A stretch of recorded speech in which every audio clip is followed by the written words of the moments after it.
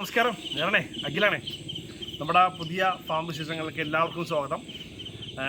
കഴിഞ്ഞ തവണ ഒരു വീഡിയോ ചെയ്തിട്ട് ഒരുപാട് പേര് ഒരുപാട് അഭിപ്രായം പറയുകയൊക്കെ ചെയ്തു.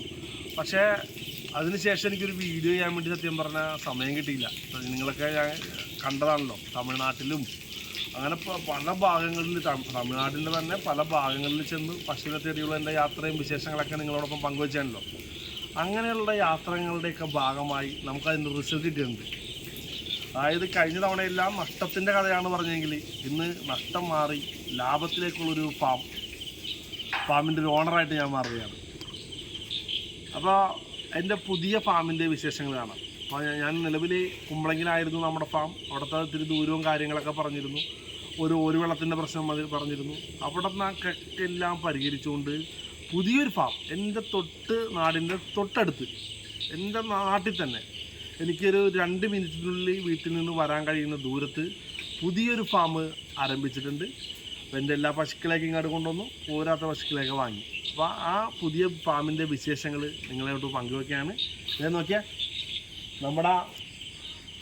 നമ്മുടെ ടീമുകളാണ്, നമ്മുടെ മെയിൻ താരങ്ങളാണ് ഇതൊക്കെ. എങ്ങനെയുണ്ട് നോക്കിയാ, അപ്പുറവും ഇപ്പുറമൊക്കെ ഇങ്ങനെ നിരന്ന് നിൽക്കണാണ്. ചെറുതും വലുതും ഒക്കെ ഉണ്ട്.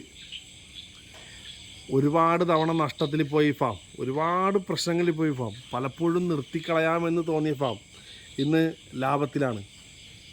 ഒരു നല്ല ക്ഷീര കർഷകനായിട്ട് എനിക്ക് മാറാൻ സാധിച്ചത് ഒരുപാട് പ്രശ്നങ്ങളുടെയും ഒരുപാട് കഷ്ടപ്പാടുകളുടെയൊക്കെ ഇടയിലാണ്. ഞാൻ ഇവിടുത്തെ ചെറുപ്പക്കാരോട്, ഇവിടുത്തെ യുവാക്കളോട് എൻ്റെ ഒരു അഭിപ്രായം, ഈ ക്ഷീരമേഖലയിലേക്ക് കടന്നു വന്നാൽ നമുക്ക് വിജയം കൈവരിക്കാൻ വേണ്ടി കഴിയും. നിങ്ങൾ ഒറ്റയടിക്ക് നേരെ ഇങ്ങോട്ട് വന്നൊരു 10 പശുവിനെ വാങ്ങി വലിയൊരു 2 ലക്ഷം രൂപയുടെ ഷെഡൊന്നും കിട്ടി വരരുത്. ഓരോ സ്റ്റെപ്പായിട്ട് ഈ ക്ഷീരരംഗത്ത് നമ്മൾ കടന്നു വന്നിട്ടുണ്ടെങ്കിൽ നല്ലൊരു വിജയം നമുക്ക് കൈവരിക്കാൻ കഴിയും. അപ്പോൾ എന്നെപ്പോലെയുള്ള ചെറുപ്പക്കാരോട് എൻ്റെ ഒരു അഭ്യർത്ഥന, ക്ഷീരമേഖല സൂക്ഷിച്ച് പഠിച്ച് ചെയ്താൽ അത് നഷ്ടത്തിൽ കലാശിക്കില്ല. പക്ഷേ എന്നെപ്പോലെ എടുത്തു ചാടി ചെയ്ത് കഴിഞ്ഞാൽ നഷ്ടത്തിൽ പോകും. ഞാൻ നഷ്ടത്തിൽ നിന്ന് ഇന്നിപ്പോൾ ലാഭത്തിലേക്ക് കൊണ്ടുവന്ന് എത്തിച്ചിട്ടുണ്ട്. അപ്പോൾ അതിന് ഒരുപാട് നഷ്ടങ്ങളുടെയും പ്രശ്നങ്ങളുടെയൊക്കെ കഥയുണ്ടായിരുന്നു. അപ്പോൾ എനിക്ക് പറയാനുള്ളത്, ഈ പുതിയ യുവാക്കളും യുവതികളൊക്കെ ഈ രംഗത്തേക്ക് കടന്നു വരണം. നമ്മുടെ ഈ ക്ഷീരരംഗത്ത് നാം മറ്റ് സംസ്ഥാനങ്ങളൊക്കെ ആശ്രയിക്കണമല്ലോ, അതൊക്കെ ഒന്ന് പരിഹരിച്ച് നമ്മുടെ നാട്ടിൽ ശുദ്ധമായ പാൽ ഉൽപ്പാദിപ്പിച്ച് നമ്മുടെ നാട്ടിലെ ആൾക്കാർക്ക് ശുദ്ധമായ പാൽ കൊടുക്കാൻ കഴിഞ്ഞാൽ അതിനും വലിയൊരു പരിപാടിയില്ല.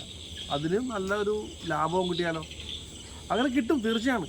അപ്പോൾ ആ കിട്ടുന്ന തരത്തിൽ എങ്ങനെയൊക്കെയാണ് ഇത് ലാഭത്തിൽ എത്തിക്കാൻ കഴിഞ്ഞത് എന്ന് അടുത്തൊരു വീഡിയോയിൽ പങ്കുവെക്കാം. അപ്പോൾ എനിക്ക് പറയാനുള്ളത്, നിങ്ങൾ തീർച്ചയായിട്ടും ഒരു വീട്ടിൽ ഒരു പശുവെങ്കിലും നമുക്ക് വളർത്താൻ കഴിഞ്ഞാൽ അടിപൊളിയാണ്. ഓക്കെ, കാണാം.